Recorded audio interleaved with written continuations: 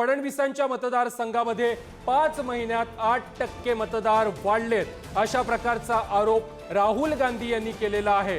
निवडणूक आयोग यावर गप्प का आहे अशा प्रकारचा सवाल देखील राहुल गांधी यांनी केलेला आहे। महाराष्ट्र विधानसभा निवडणुकीमध्ये घोळ झाल्याचा पुन्हा एकदा आरोप राहुल गांधी यांनी केलेला आहे।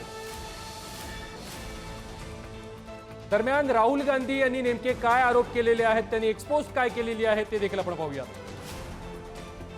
महाराष्ट्राच्या मुख्यमंत्र्यांच्या मतदारसंघामध्ये फक्त 5 महिन्यात 8% मतदार संख्येमध्ये वाढ झाली आहे।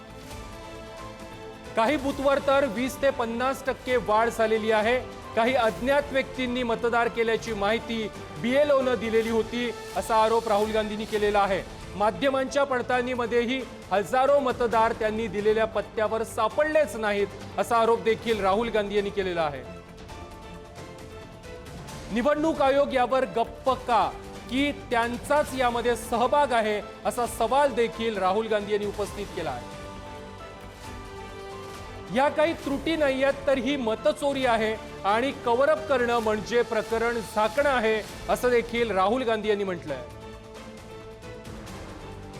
म्हणूनच आम्ही मशीन रीडेबल डिजिटल मतदार यादी आणि CCTV फुटेज प्रसिद्ध करण्याची मागणी करतोय अशी एक्सपोज राहुल गांधी यांनी केलेली आहे आणि मुख्यमंत्री देवेंद्र फडणवीस यांच्यावर त्यांनी गंभीर आरोप केले।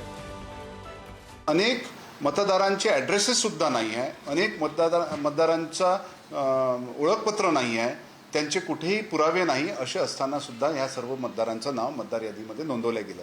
हे मतदार दुबार आहेत, हे मतदार परप्रांतीय काही आहेत, हे मतदार काही प्रमाणामध्ये अन्य मतदारसंघातले पण आहेत। एक बोगस मतदान या ठिकाणी करून घेऊन ह्या निवडणुका जिंकलेल्या असा आमचा स्पष्ट आरोप आहे। वाटते हा फार संशोधनाचा विषय आहे आणि फार तितकाच मला वाटते गंभीर पण आहे। लोकशाहीमधलं सगळ्यात महत्त्वाचा पैलू हा मतदान आहे आणि मतदान जर अशा पद्धतीनं झालं तर लोकशाही खतम व्हायला वेळ लागणार नाही आणि त्यासाठी आम्ही सगळे या गोष्टीसाठी सोबत राहू।